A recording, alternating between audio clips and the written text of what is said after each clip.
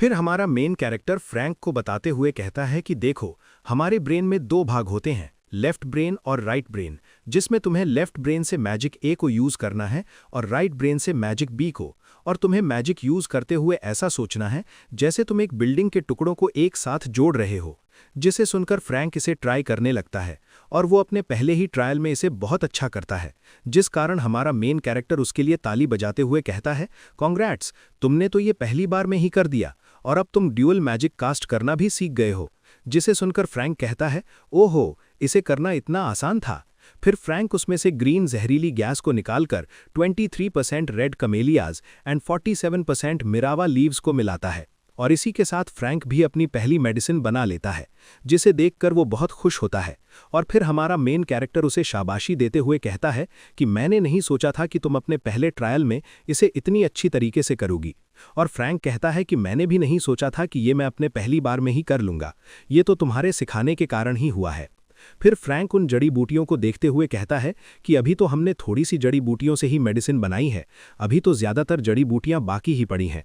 और हमारा main character कहता है कि इतनी सारी जड़ी बूटियों के लिए मेरे पास एक बड़ा सा स्टीमर पड़ा है, तो चलो इन्हें उसमें स्टीम करते हैं। और फिर हमें कुछ घंटों बाद का सीन दिखाया जाता है, जहां पर हमें टेबलों पर बहुत सारी मेडिसिन दिखती है और हमें फ्रैंक को दिखाया जाता है, जो कि बहुत ही ज़्यादा थक चुका होता है। और हमारा मेन कैरेक्टर उन सभी बॉटल्स को गिनता है जो कि 540 होती हैं।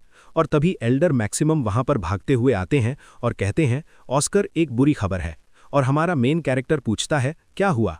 और एल्डर मैक्सिमम हमारे मेन कैरेक्टर को एक लेटर दिखाते हुए कहते हैं कि मुझे खबर मिली है कि 1 घंटे पहले ब्लू टावर और न्यूटेक फार्मास्यूटिकल कंपनी वाले आर्च बिशप बेल्डविन से मिलने के लिए सीरीन की तरफ निकल गए हैं। मुझे लगता है ऑस्कर, अब हम लेट हो चुके हैं और अगर उन्हें हमसे पहले कांटेक्ट मिल गया तो हमारी बनाई गई दवाइयों का कोई यूज नहीं होगा। और ये सब सुनकर फ्रैंक रोने लगता है और कहता है कि हमारी मेहनत, और एल्डर उसे समझाने लगते हैं कि बेटा रो मत, रोने से कुछ नहीं होगा। और तभी हमारा मेन कैरेक्टर कहता है, ये सब अभी खत्म नहीं हुआ है, हमारे पास अभी भी मौका है।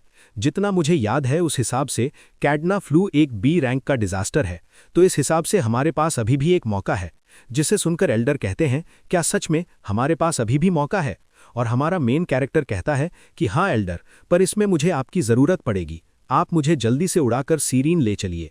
और फिर हमें अगले ही सीन में सीरीन की एक होटल का सीन दिखाया जाता है, जहां एक कमरे के अंदर एक आदमी बैठा होता है। तभी उसे एक बाहर से आवाज़ आती है कि आर्च बिशप जिन गेस्ट के बारे में आपने बताया था वो आ चुके हैं। और तभी हमें पता चलता है कि ये बूढ़ा सा आदमी और कोई नहीं बल्कि आर्च बिशप बेल्डविन है। और वो आर्च बिशप कहता है, उन्हें अंदर आने दो।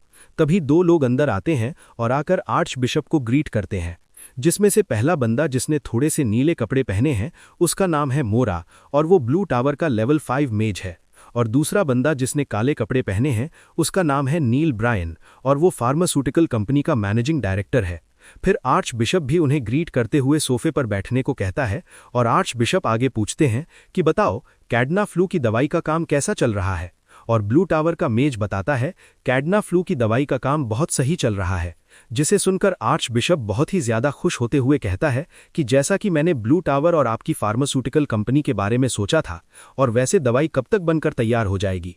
और ब्लू टावर का मेज कहता है कि थोड़े क्लिनिकल ट्रायल होने के बाद दवाई तैयार हो जाएगी। और आर्च बिशप कहता है, ओ।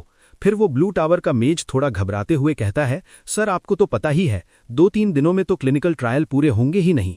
फिर आर्च बिशप पूछता है, तो बताओ, हम दवाई को बेचना कब चालू कर सकते हैं? और वो ब्लू टावर का मेज कहता है कि सर मैं आपसे वादा करता हूं कि हम आधे साल के बाद दवाई बेच सकते हैं। जिसे सुनकर आर्च बिशप चिल्लाते हुए कहता है, क्या आधे साल बाद? पर मैं तो 4 महीने बाद विन से चला जाऊंगा। और वो ब्लू टावर का मेज उन्हें शांत करते हुए समझाने लगता है, सर दवाई बनाने में थोड़ा टाइम लग सकता है, आप थोड़ा इंतजार करिए।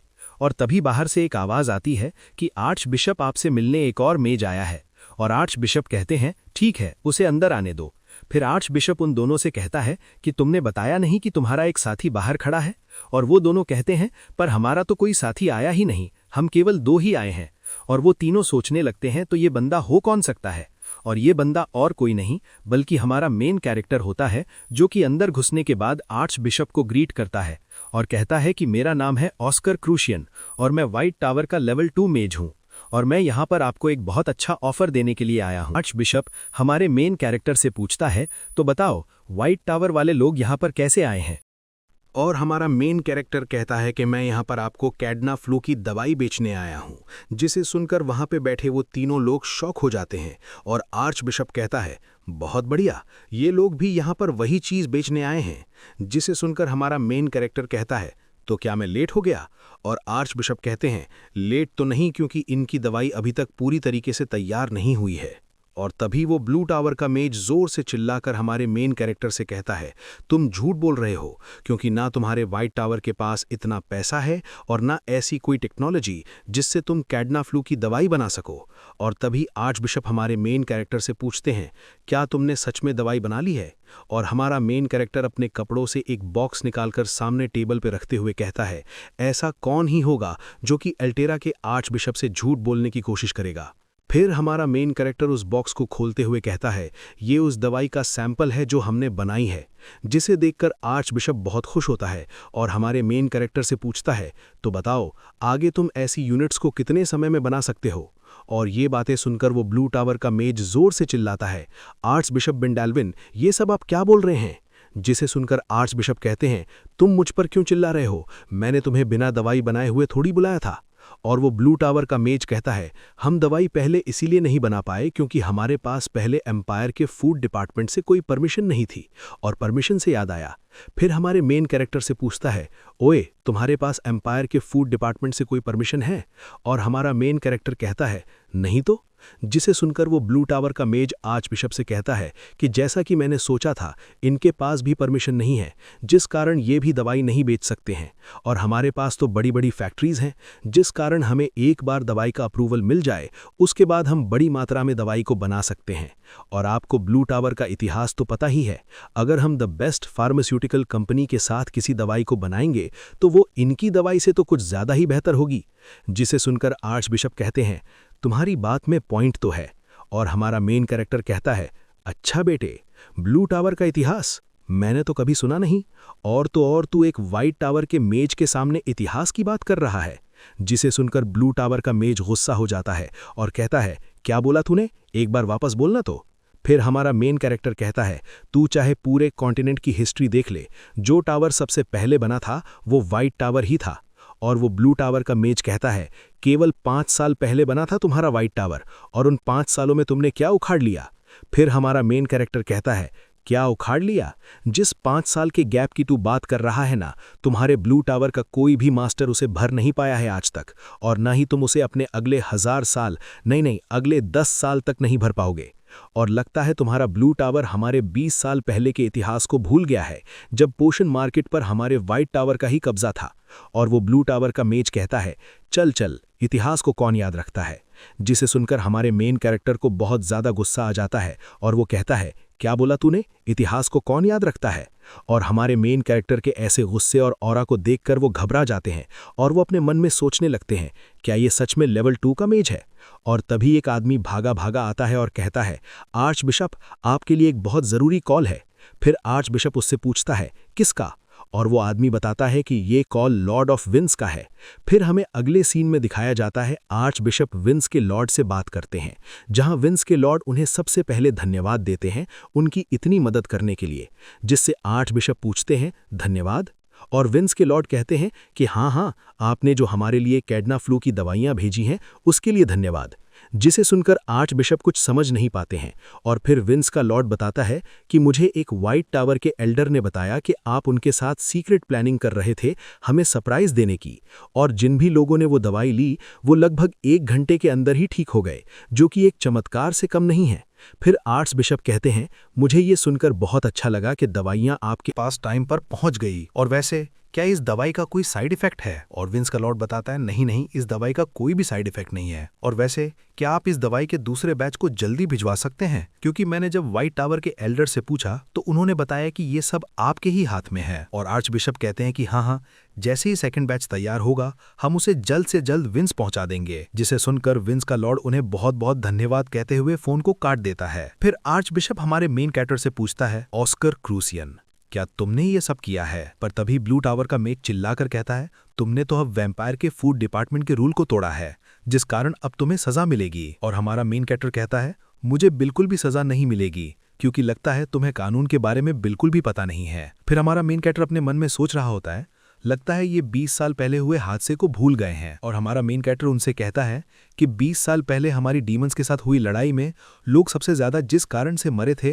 वो एक ही चीज थी, एक महामारी। कई मेजर्स ने महामारी की दवाई तो बना ली थी, पर इंपीरियल फूड डिपार्टमेंट से अप्रूवल धीरे मिलने के कारण कई लोग मारे गए, जिस कारण राजा ने आर्टिकल 42 क्लॉज नंबर 8 में एक नया कानून जोड़ा, जिसमें अगर हम वॉर के समय में किसी घायल आदमी का इलाज करते हैं तो उसे एक स्पेशल ट्रीटमेंट माना जाएगा और एम्पायर का फूड डिपार्टमेंट भी उसे सजा नहीं दे पाएगा। जिसे सुनकर अब ब्लू टावर का मेज कहता है कि अभी तो कोई वॉर चल ही नहीं रही है, जिसका मतलब अब तुम्हें सजा मिलेगी। और हमारा मेन कैरेक्टर कहता है, जिसमें वॉर के अलावा भी 3 चीजें हो सकती हैं जब FDA हमें सजा नहीं दे सकता, जिसमें पहला केस है कि हमारे देश की लड़ाई दूसरे देश के साथ चल रही हो, और दूसरा केस है जब हमारे देश में ही क्रांति चल रही हो, और अंत में जब हमारे देश पर कोई बी या उससे ज्यादा लेवल का डिजास्टर आए तो। जिसे सुनकर वो ब्लू टावर का मेज शॉक हो जाता है। और हमारा मेन कैरेक्टर आगे कहता है कि कैडना फ्लू एक बी लेवल का डिजास्टर है, जिस कारण अब तो मुझे इंपीरियल का FDA डिपार्टमेंट भी सजा नहीं दे पाएगा। पर तभी वो ब्लैक सूट पहना फार्मास्यूटिकल कंपनी का डायरेक्टर आर्च बिशप से कहता है